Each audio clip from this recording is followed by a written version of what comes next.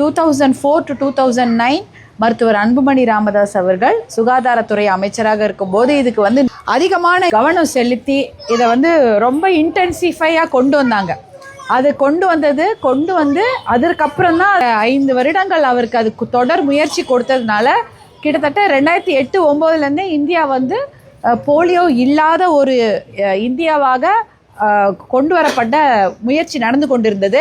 அவர் இருக்கிற வரைக்குமே அந்த சுகாதாரத்துறை அமைச்சராக இருக்கும்பொழுதே ஒரு முறையும் சொல்லுவாங்க, இன்னைக்கு ஒரே ஒரு கேஸ் கண்டுபிடிச்சிட்டோம்.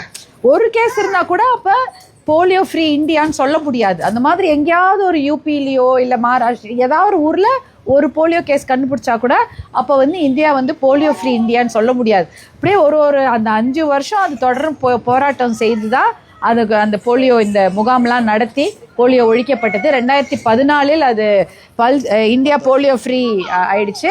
அதனால தான் மருத்துவர் அன்புமணிக்கு இன்டர்நேஷ்னல் அவார்டு கொடுத்தாங்க.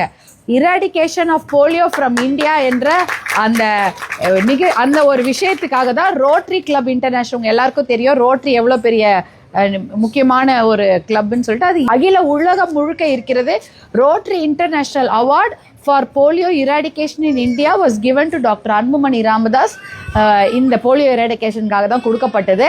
அந்த அவார்டை அவருக்கு, அந்த போலியோ இன்டர்நேஷ்னல் அவார்டை அவருக்கு முன்னாடி வாங்கினது வந்து Bill Gates, Bill Clinton, Tony Blair, Koizumi சொல்லிட்டு நம்ம ஜப்பான் பிரதமர், இப்படி உலக தலைவர்கள் வாங்கிய அந்த அவார்டை இந்தியாவில் வாங்கின அரசியல்வாதி டாக்டர் அன்புமணி ராமதாஸ் அவர்கள். அதாவது போலியோ இராடிகேஷனுக்காக வாங்கினது. அது இன்றைக்கு இந்த விழாவில் கலந்து கொள்ள எனக்கு வாய்ப்பளித்த நம்ம நகர நிர்வாகத்துக்கு என்னுடைய மனமார்ந்த நன்றியை நான் தெரிவித்துக் கொள்கின்றேன். ஏன்னா இது எனக்கு ரொம்ப மனசுக்கு பிடிச்ச ஒரு விஷயம். போலியோ இல்லாமல் ஒரு இந்தியா தொடர்ந்து இருக்கணும் அப்படின்றது தான். அண்டை நாடுகளில் இருந்தால் கூட நம்ம நாட்டில் கிடையாது. அது தொடர்ச்சியாக இருந்து கொண்டிருக்க வேண்டும். Polio free India for ever, அப்படிதான் நம்மளுடைய குறிக்கோள். அதற்கான முயற்சியை எடுத்துக்கொண்டிருக்கும் நிர்வாகத்திற்கும் நம்மளுடைய அரசாங்கத்திற்கும் பாராட்டுக்கள்.